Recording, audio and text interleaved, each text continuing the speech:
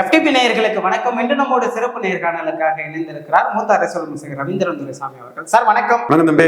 Sir, தேமுதிகவிற்கு AIADMK சார்பாக 2 முறை ராஜ்யசபா வாக்குறுதி கொடுத்தும் அது உறுதி செய்யப்படலை. ஆனா திமுக சார்பா அது கொடுக்கப்பட்டது. இது ஸ்டாலினுடைய ஒருங்கிணைப்பை காட்டுதா இல்ல தேமுதிகவுடைய பலத்தை காட்டுதா? ஸ்டாலின் ட்ரஸ்ட்வொர்த்தி லீடர்ங்கிறத காட்டுது. கடைசியா நடந்த மக்களவைத் தேர்தலில் 2.7 விழுக்காடு ஓட்டு அதிமுக அணியில எடுத்தாங்க தேமுதிக. அதுக்கு மேல கான்ட்ரிபியூஷன் இருக்குங்கிற கருத்து என் போன்றவர்கள்ட்ட இருக்குது. சரி, 2.5% எடுத்துக்கிடுங்க. 2.7 2.5 ஒரு ரவுண்டா எடுத்து பண்ணுங்க. 2.5 விழுக்காடு அதிமுக அணியில குறைஞ்சி 2.5 விழுக்காடு திமுக அணிக்கு கூடுனா 5 விழுக்காடு டிஃபரன்ஸ் 2 கடையில கூடுமா இல்லையா? இங்க -2.7 வருது, அங்க +2.7 வருது. அப்ப 5 விழுக்காடு 5.4 5 விழுக்காடு அப்போ குறையுமா இல்லையா? சோ இது அரித்மெட்டிக்கலி திமுக ஒரு கம்ஃபர்டபுள் பொசிஷனை உடனே கொடுத்துருது. இன்னொன்னு, அவங்க பொதுத்தளத்துக்குள்ள இருந்தாலும் கேப்டன் 10 விழுக்காடு எடுத்தவர், கடைசியா 2.7 எடுத்தவங்க தெலுங்கு தாய்மொழி மக்கள் கன்சால்டேஷனை மேலும் பெரிய அளவில் உறுதி பண்ணி கொடுத்துருவாங்க. அது அவங்களுக்கு 10+ ஒண்ணு வரும்போது நல்ல ஒரு உருவம் கிடைச்சிடும். அந்த ஓட்டு ஜமீன்தார்களாக ரூலர்ஸ் ஆட்டு தமிழ் மண்ணில் பெரிய அளவில் இருந்த ஒரு கம்யூனிட்டி அவங்க. இது உண்மை. நான் களத்துக்குள்ள இருந்தா எல்லா விஷயத்தையும் நியாயமா பேசுவேன். நான் ஏமாற நேரம் கிடையாது. ஸோ அவங்க கன்சால்டேட் ஆகும்போது ஏற்கனவே சொன்ன மாதிரி Virudhunagar district clean, Theni district clean, வேற ஓபிஎஸ் வர வந்திருக்கிறாரு.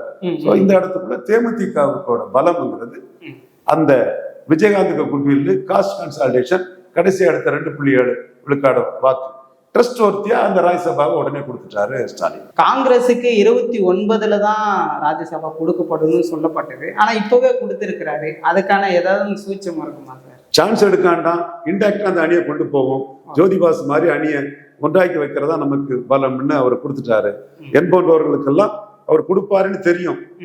ஆனா நம்ம கருத்து என்ன சொன்னோம்? காங்கிரஸ் 98ல 4 விழுக்காடு வாக்கு எடுத்தாங்க, பிரமுகர்கள் வாக்கு.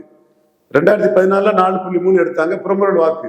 அன்னைக்கு எடுத்த பகுதி வேற, இன்னைக்கு எடுத்த பகுதி வேற. அன்னைக்கு எடுத்த பிரமுகர்கள் வேற, கடைசியா எடுத்த பிரமுகர்கள் வேற. விஜய் வசந்துக்கு அப்பா அவருக்கு மட்டும்தான் டெபாசிட் கிடைச்சது.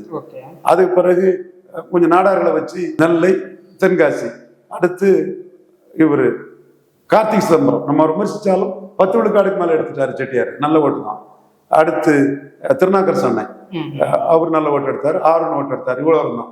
அப்ப இந்த ஓட்டு பிரமுகர்கள் ஓட்டு தான். இது 4 முறை திமுகவோட கூட்டணியில் நின்னாங்க.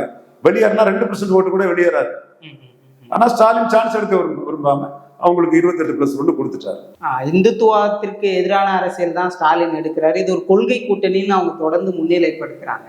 ஆனா தேமுதிக ஓபிஎஸ் எல்லாம் வந்தது, மீண்டும் அது கொள்கை கூட்டணின்னு அவங்களால சொல்லிக்க முடியுமான்ற ஒரு பார்வை.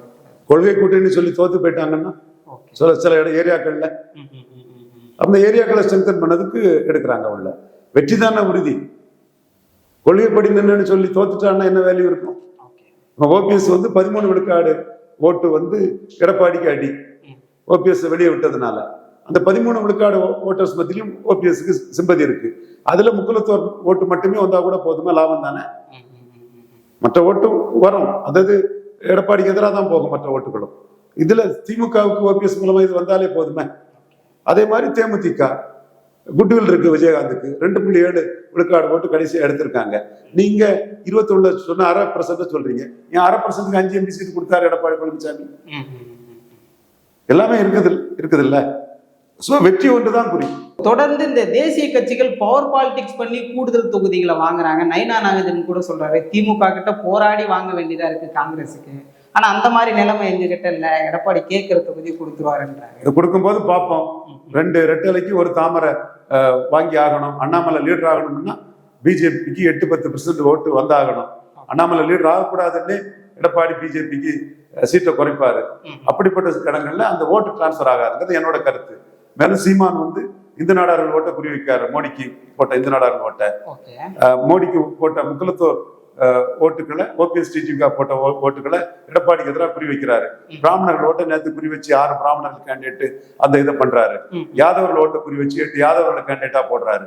இப்படி மோடி தலைமைக்கு கொடுத்த 18 விழுக்காடு வாக்குல அண்ணாமலை நீக்கப்பட்டதும், ஈரோடு கிழக்குல என்டிஏ நிற்காததும், தனக்கு ஒரு பெரிய பூஸ்டர் கொடுக்கணும்னு சீமான் வந்து அதை குறி வச்சு நகர்றாரு.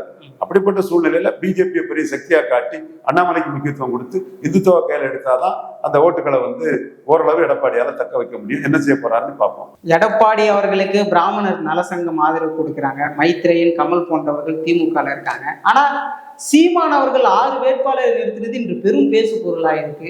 சீமான் வந்து பாஜக அரசியலை கையில எடுத்துட்டாரா, இல்ல அது எந்த அளவுக்கு கை கொடுக்க போகுதுன்ற ஒரு கேள்வி. பாரதியாருக்கு பாரத ரத்னா சீமான் கேட்கிறாரு, பாஜக எங்க கேட்டு என்னைக்கு கேட்டு?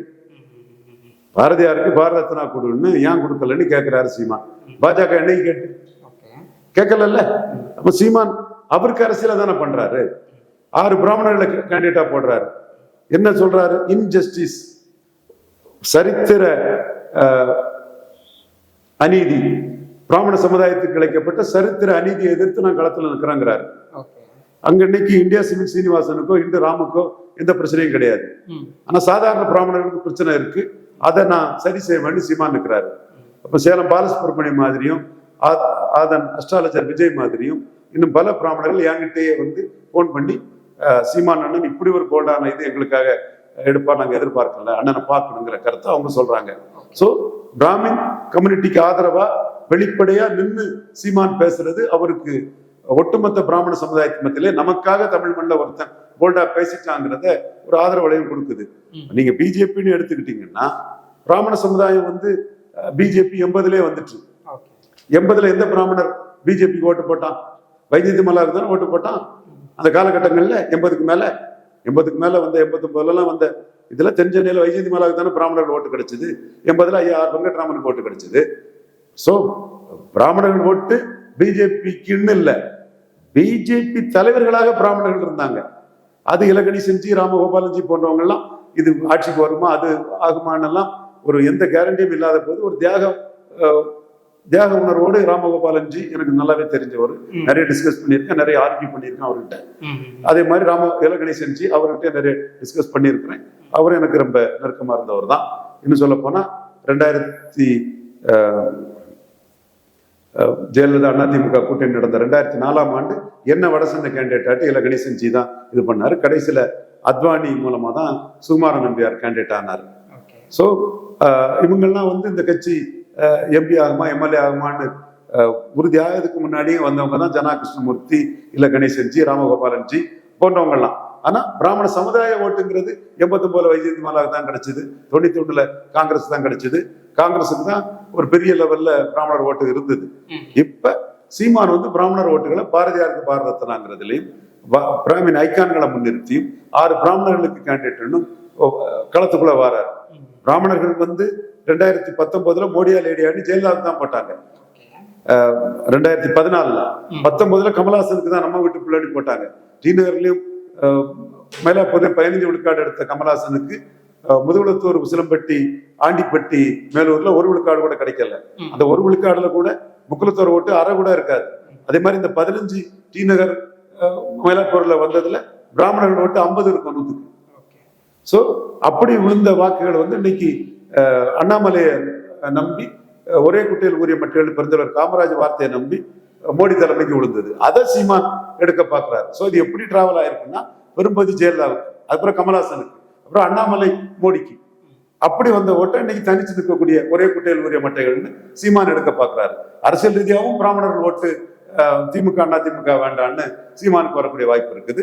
சமூக ரீதியாகவும் 6 பிராமணர்களை கேண்டிடேட்டா போட்டு பாரதியாரை முன்னிறுத்தும் போது அந்த இது வருது. சோ இந்த பெரியார் எதிர்ப்புங்கிறது சீமானுக்கு வந்து அப்பர் காஸ்ட் அப்பர் மென்டாலிட்டி காஸ்டுக்குள்ளே ஆதரவு வரும். இந்து நாடார்கள், வெள்ளாள கவுண்டர்கள், உடையார்கள் போன்ற அப்பர் மென்டாலிட்டி காஸ்டுக்குள்ளே பெரியார் எதிர்ப்புங்கிறது சீமானுக்கு முத ஒரு ஆதரவு வளையத்தை பெற்று தரும் நான் உறுதியா நம்புறேன். தேர்தல் முடிவுல தான் என்னோட கருத்துக்கள் எல்லாம் சரி என்பது தெரிய வரும். சார், சீமான் அவர்கள் அனைத்து சமூகத்தினருக்கும் முக்கியத்துவம் கொடுக்கிறாரு. ஆனா நாடார் சமூகத்துல தன்னை தவிர வேற யாரும் முன்னிலைப்படுத்தலைன்ற ஒரு விமர்சனம் எழுந்திருக்கு. அதை எப்படி சார் புரிஞ்சுக்கிறது? ஒவ்வொரு தலைவர்களும் ஒவ்வொரு ஸ்ட்ராட்டஜி பண்ணுவாங்க. சீமான் நாடாருங்கிறதே அவரோட எதிரிகள் காந்தராஜி இப்படி ஒரு சிலர் சொல்லிதான் தெரியும். அப்ப நாடாருங்கிறதுக்காக சீமான் எதிர்க்கப்படும் போது நம்ம ஏதோ அரசியல் பண்றாங்க, நாடாருங்கிறதுக்காக நாடார் கம்யூனிட்டி எல்லாம் எதிர்க்கிறாங்க போது நாடார் ஆதரவுகள் வருது. அப்படி இருக்கும்போது ஒரு நாங்குநேரியில ஒரு மரவரை போட்டா கூடுதல் பலத்தை கொடுக்கும். நீங்க சீமான் இதுவரை எந்த தேர்தலுமே கீழ் நோக்கி போகல, மேல் நோக்கி தான் வந்திருக்கிறாரு. அவர் கீழ் நோக்கி போன ஒரே தேர்தல் நாங்குநேரி இடைத்தேர்தல் தான். ஹரிநாடாரோட சீமானுக்கு ஓட்டு குறைவு. காலையில இருந்து சாயங்காலம் வரை கரிநாடாரோட நாம் தமிழர் கீழே கீழேன்னு கடுமையா விமர்சனம் பண்ணாங்க. அதுக்கு பிறகு மறவர் கேண்டிடேட் அங்க போட்டார், 10 விழுக்காடு ஓட்டு வந்துச்சு. இப்போ ஸ்ரீவைகுண்டம், தென்காசி, நாங்குநேரி, கோயில்பட்டி போன்ற, கோயில்பட்டி நாடார் குறவு தான், நாடார் மெஜாரிட்டியில் 3 தொகுதியிலும் மறவர் கேண்டிடேட் தான் போட்டிருக்கிறார். அதே மாதிரி கன்னியாகுமரியில ஒரு மீனவர் சகோதரி, பரதவர் குல மீனவர் சகோதரி, அடுத்து நார்வேல ஒரு குயவர் வேடி சமூக ஒரு தொழிலதிபர் சகோதரர், இப்படி அவர் போடுறாருன்னா அது ஒரு ஸ்ட்ராட்டஜி இருக்குது. ஸோ இதுவும் சீமானுக்கு ஒரு ஸ்ட்ராட்டஜி தான். ஏன்னா சீமான நாடார்னு இது பண்ணும்போது நாடார் வேட்பாளர்களை அவர் குறைக்கிறது அந்த குற்றச்சாட்டு அடிபட்டு போய் காஸ்ட் நியூட்ரல் சீமான்னு ஆயிருது. அதே மாதிரி எடப்பாடியால வெள்ளாள கொன்ற குறைச்சிட முடியுமா? எடப்பாடி வெள்ளாள கொண்டு தானே போறாரு, அதுதானே வித்தியாசம். தம்பித்துறைக்கு தானே ராஜ்யசபா கொடுக்குறாரு, முத்திரையர் கொடுத்தாரா யாதவர் கொடுத்தாரா? சோ சீமான் அந்த இடத்துக்குள்ள 8 யாதவர்களை கேண்டிடேட் போட்டிருக்காரு, முத்திரைகளை போடுறாரு. அப்ப என்ன சொல்றாரு, என்னோட வளர்ச்சிங்கிறது அரசியல் அதிகாரமற்ற சமூகங்களுக்கு கன்ஷிராம் பாணியில பெரிய அளவு ஒரு அதிகாரத்தை கொடுக்குன்னு வராரு. அம்பேத்ராஜன் பழைய சமூகத்தை சேர்ந்தவர், கன்ஷிராமோட ஒரு அட்வைசரா இருந்தவர், அபிஸ்ராம் ஸ்பெஷல் டியூட்டி UPCM மாயாவதிக்கா இருந்தார். அவர் இந்த ஸ்ட்ராட்டஜிகள் எல்லாம் முன்னெடுத்து திருப்பூர் ஓப்பன் தொகுதியில் இருக்கிறாருன்னு சொல்லும் போது சீமான் தமிழ்நாட்டின் கன்ஷிராமாட்டு களத்துக்குள்ள வராரு. நிச்சயமா சார், பல்வேறு விஷயங்கள் பேசணும், தொடர்ந்து பேசணும் சார். நன்றி.